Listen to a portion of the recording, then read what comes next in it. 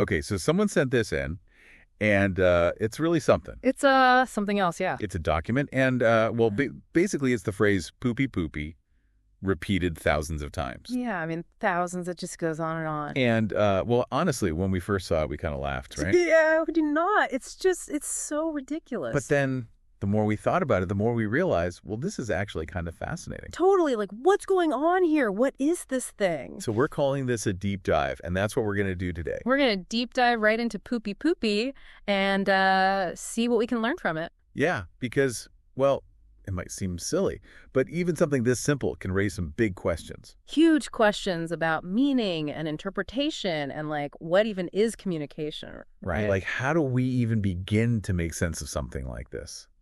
Well, I think one way is to think about repetition. Repetition, oh yeah. Yeah, like think about how it's used in music or in rituals. Oh, okay, yeah, like a chant or something. Yeah, exactly. Or even in advertising. You know, they repeat slogans over and over. To get it stuck in your head. Yeah, repetition can have a powerful effect on us, even if we don't realize it.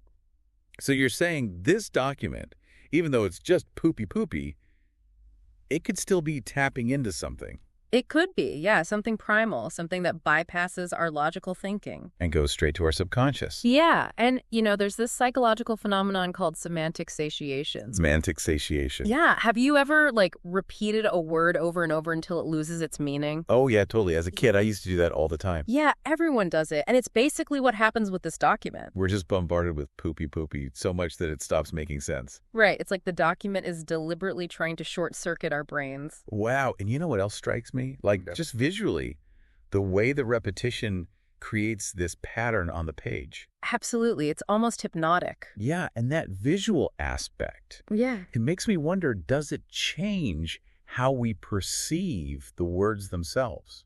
I think it has to, right? The form and the content are inseparable.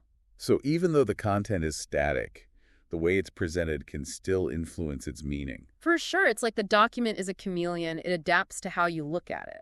And this makes me think about the potential origins of this document. Like, where did this thing even come from? Was this like a deliberate artistic statement? Or maybe a coding error, like some computer program gone haywire. Or maybe just a kid who found the phrase poopy poopy hilarious. That's a good possibility. Kids have a great sense of humor, often kind of absurd. Like their own version of cave paintings, but with poopy poopy. Exactly. But on the other hand, it could be a total accident, like a digital glitch. And that raises questions about authorship, right? Like, does a text need an author to have meaning?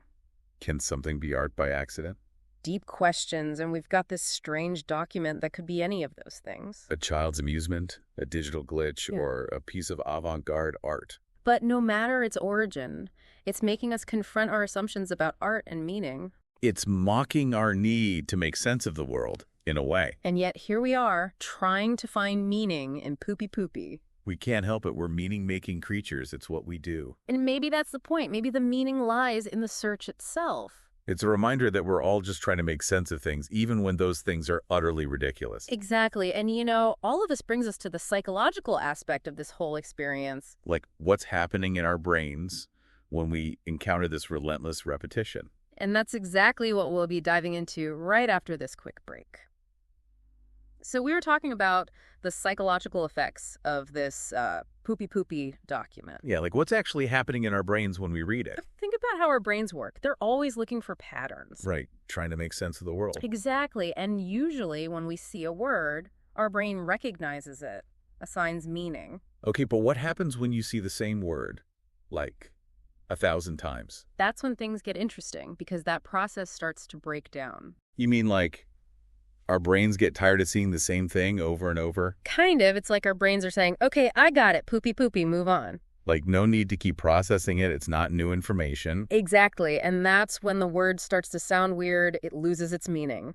Which is, well, kind of fitting for this document, right? Totally, because poopy poopy is already a pretty nonsensical phrase. So it's like the document is playing a trick on our brains. It's exploiting this natural tendency we have to, like, simplify things. And that leads to this weird feeling like, I know these are words, but they're not behaving like words should. It's cognitive dissonance. it's like the document is reminding us that language is more than just words on a page. It's a system with rules, with expectations, and we often take that for granted. But those rules can change, right?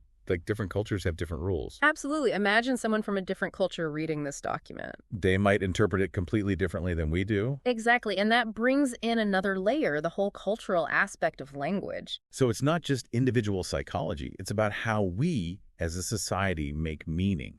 And this document, it forces us to step outside our own assumptions. To consider other ways of seeing the world. And that leads us to even bigger questions, philosophical questions. Like, what happens when we strip away the traditional meaning of language? What are we left with? Is this document anti-communication? Or is it pointing towards a new way of communicating? It's a paradox, right? We're using language to analyze something that seems to defy language. And yet we are communicating. We're having this conversation. We're making meaning. Maybe that's the point. Maybe the meaning is in the act of questioning itself. In grappling with the absurdity of it all. Exactly. It's about the journey, not the destination. And that journey takes us right to the heart of what makes us human, our curiosity. We want to make sense of the world, even when it's throwing poopy at us. And that drive to find meaning, it goes beyond language, right?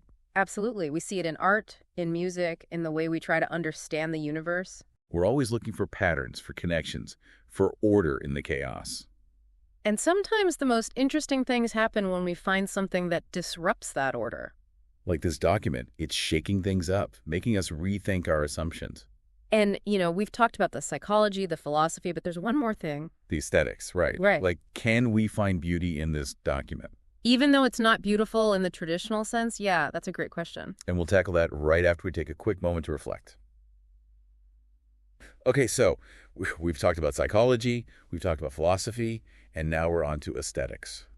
Yeah, this is where things get really interesting. Like, can we actually find beauty in poopy? It's a tough one, right? Because beauty is usually about harmony, balance, those kinds of things. Right, but what if there's a different kind of beauty, a beauty of simplicity, of absurdity even? So you're saying like the sheer audacity of this document, the fact that it exists at all, that's beautiful. There's an element of that. Yeah, it's like a joke, but a visual joke, and it makes you think.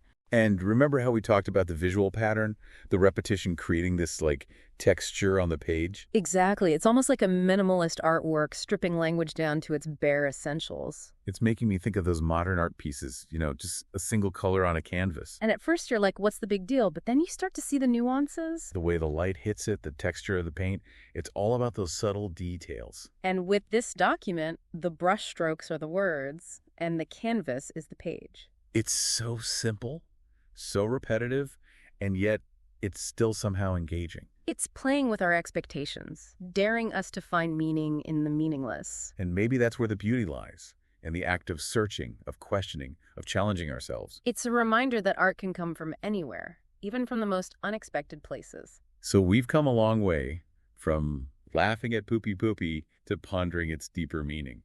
It's amazing how something so simple can spark such a complex conversation. And that's what we love about these deep dives. It's all about exploring the unexpected. So, to our listener who sent in this document, thank you for the challenge. You've really made us think and laugh and appreciate the absurdity of it all. And to everyone listening, we hope this has sparked your curiosity. Maybe you're seeing poopy in a whole new light now. Maybe you're still confused. Either way, that's okay. The important thing is to keep asking questions, to keep exploring. Because you never know what you might find, hidden beneath the surface of even the silliest things. And on that note, we'll wrap up this deep dive, but the conversation doesn't have to end here. Keep thinking, keep questioning, and we'll see you next time for another deep dive into the unknown.